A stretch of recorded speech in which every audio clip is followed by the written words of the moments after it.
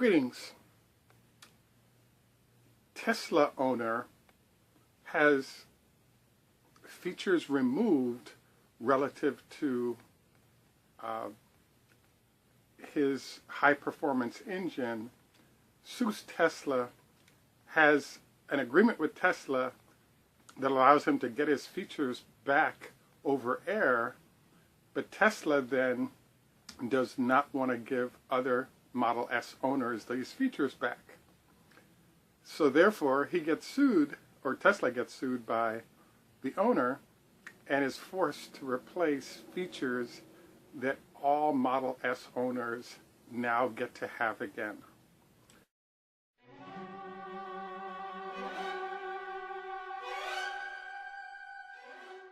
Greetings, this is Greg for Tesla Fan Insight. Today's story is kind of an unusual one. As I shared in my intro, by the way, de Gates and bonjour. So what happened is that the ludicrous mode of at the top end at $150,000 on a Model S, you can evidently get ludicrous mode. And once you pay for the $10,000 extra, you in essence get all the performance features that Tesla can offer on the high end. There was an owner in Arizona who went to use his ludicrous features that he had paid $10,000 for, and found out that Tesla had removed some, or I guess somewhat or all of the features for which he had paid an extra 10 grand for through an over-air update.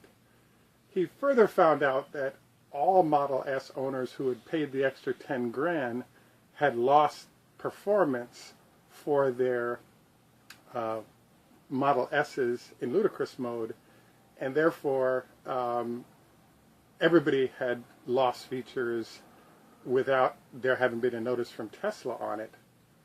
So his response to this was to sue in small claims court. Upon doing so, Tesla offered him the opportunity to get his features back exclusively. And he indicated that that wasn't enough. He didn't want to reveal who he is, but he wanted those features reimbursed to all Model S owners who had paid their 10 grand to get their ludicrous features, but those features had been removed. So I thought this was a fascinating circumstance because of a whole bunch of angles. Number one is, I actually thought that everybody's discussion about the impact of over-air updates was that all the updates that were being done were typically those that only enhance the performance of your vehicle.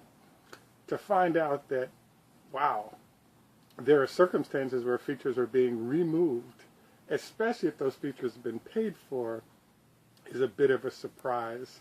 And obviously he was surprised as well. I was also intrigued because I have heard of owners who've had difficulties with their vehicles for whatever reason, be it parts that never come in or other issues. And in general, the response has been pretty good, but obviously in this case the response was unacceptable. My hat does go off to the Tesla owner in question, because upon winning, he didn't want to reveal who he was, but he wanted to make sure that all owners were able to get their Ludacrous reinstated over air without having to go through the legal process of doing so. So again, I want to give kudos to the owner for identifying the problem and getting a solution from Tesla that allows all owners to benefit. So if you're one of our viewers who does have ludicrous mode that you paid the extra 10 grand for, you may want to just put a little thank you note in one of those forums for reinstating your ludicrous mode performance features which had been removed.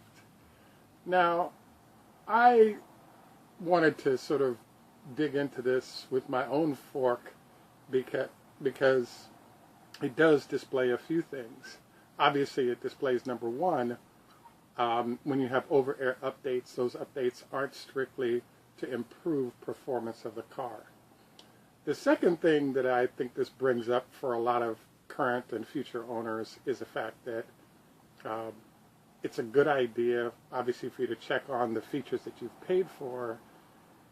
The other thing that comes to mind is that I was impressed by the use of small claims as a way to solve the problem. At least in places I've lived, $5,000 is the max.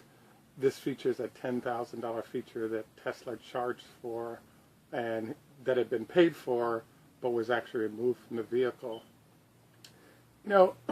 So I just think it's great that you can get some things solved on the vehicle for yourself and for others without having to go to hire an attorney and go through a years-long process for a change to be made.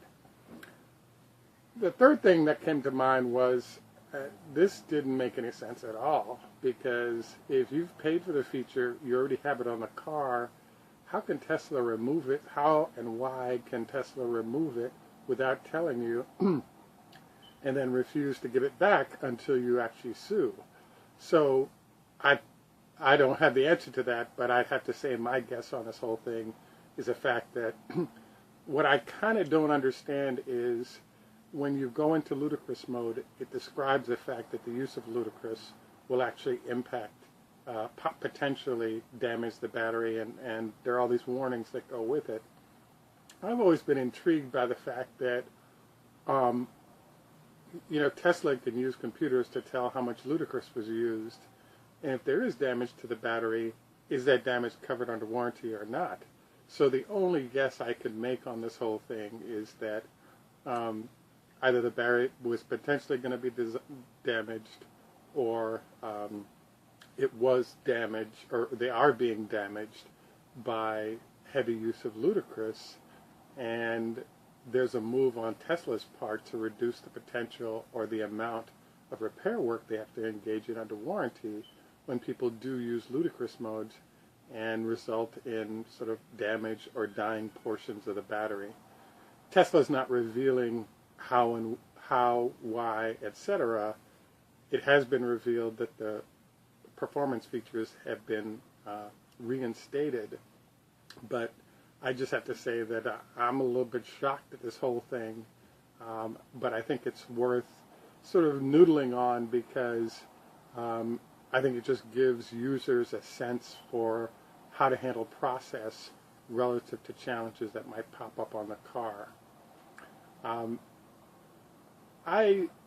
This brings up one other issue, and I may do this as a separate post, that I'm still questioning, not understanding. This past week I had a chance to read an article in Wired magazine by the former head of engineering for Tesla. What he shared was, or head of manufacturing for Tesla, and what he shared was that the cars are being changed on a regular basis as they're being produced, as well as, there are recalls going on to have certain parts replaced, etc. According to one Tesla owner group that I heard, one of the folks at Tesla he spoke with had shared with them that they have as many as 100 changes on a vehicle occurring on a monthly or quarterly basis.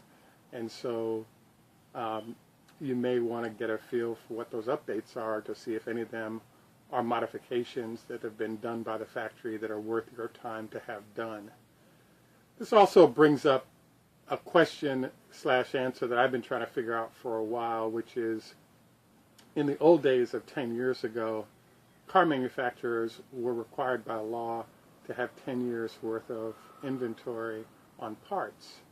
That law, evidently, it either disappeared or changed, but Tesla does have an 8-year warranty going that's time-based, not mileage-based. And so this brought up an interesting question of, if the vehicles are being changed by as much as 100 small ways on a quarterly basis, and so therefore the cars continuously are being updated that are in production, what does it say about all the people that have vehicles out there that might be older that need to have those small and large updates that are being done on a routine basis?